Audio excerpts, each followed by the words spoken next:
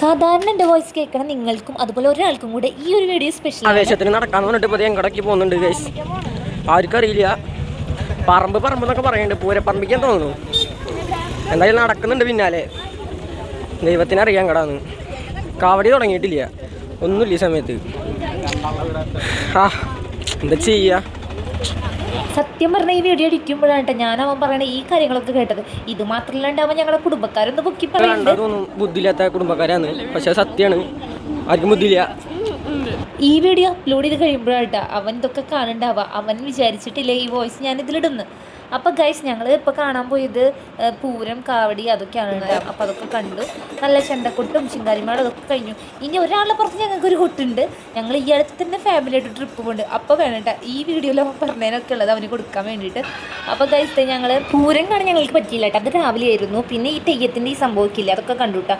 നല്ല രസമുണ്ടായിരുന്നു, ഒരു വെറൈറ്റി ഉണ്ടായിരുന്നു കേട്ടോ ഇതൊക്കെ കാണാൻ വേണ്ടിയിട്ട്. അപ്പോൾ അതൊക്കെ കണ്ട് പിന്നെ കുറേ ദിവസമായി നമ്മളൊരു നടത്തൊക്കെ നടന്നിട്ട് ഡെയിലി ഞങ്ങൾ നടന്നുകൊണ്ടിരിക്കുന്നതായിരുന്നു. ചെറിയൊരു ബ്രേക്കൊക്കെ അതിന് വന്നിട്ടുണ്ട് കേട്ടോ. അപ്പോൾ ഇനിയും രണ്ടാമത് സ്റ്റാർട്ട് ചെയ്യണം. പിന്നെ ഈയിടെയായിട്ട് പൂരങ്ങളും കാര്യങ്ങളൊക്കെ കൂടുതലാണ്, നമുക്ക് രാത്രിക്കാർക്കും കൂടുതലാണ്.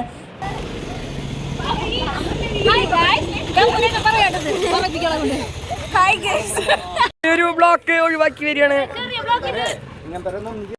നമ്മളിപ്പോൾ പോകുന്നത് നമ്മുടെ വീട്ടിലേക്കാണ്. അവിടെ സത്യം പറഞ്ഞ പൂരപ്പറമ്പിക്ക് ഞങ്ങൾ പോയത് ഒരു ഐസ്ക്രീമും പൊരിയൊക്കെ കഴിക്കാനാണ്. പക്ഷേ പൂരപ്പറമ്പിൻ്റെ ഉള്ളിൽ വരെ ഞങ്ങൾ എത്തിയില്ല കേട്ടോ. അപ്പോൾ രണ്ടാമതൊരു നടത്താൻ ഞങ്ങൾക്ക് പോകണം എല്ലാവരും കൊണ്ട്. അപ്പോൾ ഞങ്ങൾ അതിന് വേണ്ടിയിട്ട് അവരൊക്കെ എടുക്കാൻ വേണ്ടിയിട്ട് വീണ്ടും തിരിച്ച് വീട്ടിലേക്ക് വന്നതാണ് കേട്ടോ. പിന്നെ കുറച്ച് വിശപ്പിൻ്റെ അസുഖമുള്ള കാരണം നമുക്ക് ഭക്ഷണവും കഴിക്കണം.